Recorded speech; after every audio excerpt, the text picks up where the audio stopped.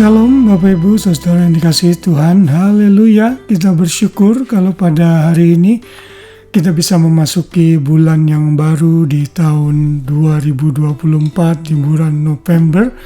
Tidak terasa 2 bulan lagi kita akan mengakhiri tahun ini. Dan saya berharap Bapak Ibu semua terus ada dalam pemeliharaan Tuhan. Tahun ini tetap menjadi tahun terbaik di sepanjang langkah hidup kita.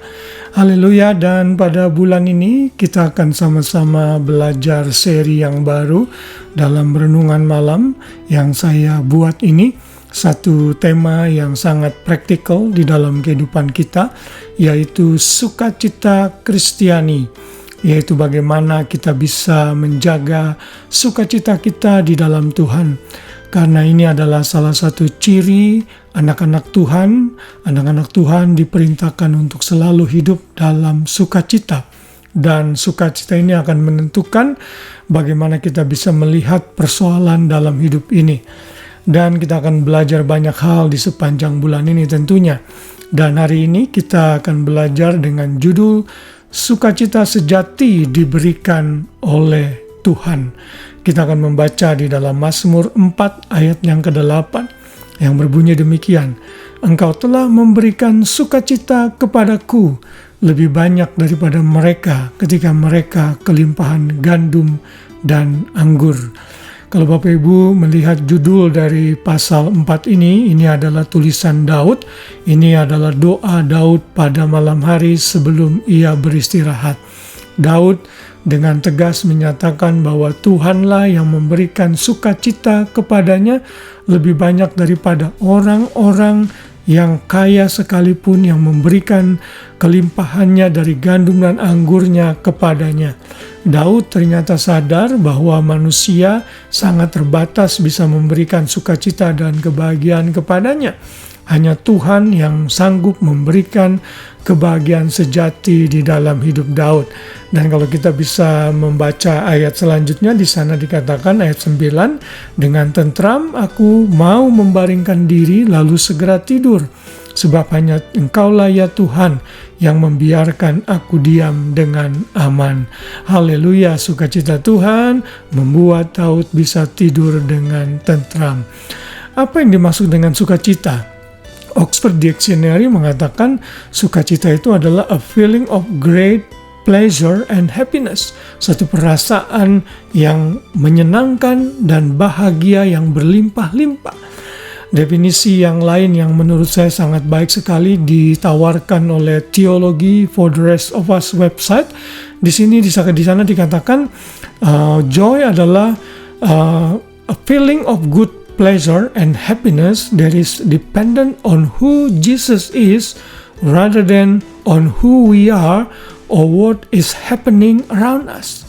Joy comes from the Holy Spirit, abiding in God's presence and from hope in His Word. Ini satu definisi yang sangat lengkap sekali. Biblical definition of joy adalah perasaan sukacita dan senang serta bahagia yang tergantung kepada Tuhan Yesus saja, bukan kepada diri kita masing-masing atau kepada situasi di sekeliling kita. Sukacita sejati dari Tuhan datang dari Roh Kudus dan benar-benar ada dalam hadirat Tuhan di dalam pengharapan akan firman Tuhan. Pengharapan di dalam firman Tuhan. Jadi kita bisa belajar hari ini bahwa sukacita sejati itu sumbernya dari Tuhan saja. Tuhan Yesus saja di dalam kuat kuasa Roh Kudusnya dan di dalam pengharapan akan firman Tuhan. Karena itu kalau saudara benar-benar ingin menikmati sukacita sejati dari Tuhan, saudara harus sadar dan menggantungkan diri kepada Tuhan sepenuhnya. Ayat yang lain sebagai alat ayat menunjang, Pengkhotbah 2 ayat 26 menyatakan karena kepada orang yang dikenalnya ia mengaruniakan hikmat, pengetahuan, dan kesukaan. Tetapi orang berdosa ditugaskannya untuk menghimpun dan menimbun sesuatu yang kemudian harus diberikannya kepada orang yang dikenan Allah. Ini pun kesia-siaan dan usaha menjaring angin. Salomo dalam pasal ini menyatakan bahwa hikmat, pengetahuan, dan kesukaan, sukacita itu datang dan dikaruniakan oleh Tuhan. Jadi saudara tidak boleh menggantungkan sukacita saudara kepada orang-orang di sekeliling saudara dengan harta benda saudara, karena itu semuanya diberikan kepada Tuhan saja. Kepada umat Israel yang akan dipulihkan dalam kitab Yesaya, Tuhan berkata, dalam bahasa Inggris sangat baik sekali kata-katanya dikatakan seperti ini, to grant those who mourn in Zion, giving them a garland instead of ashes, the oil of gladness instead of mourning, dan seterusnya.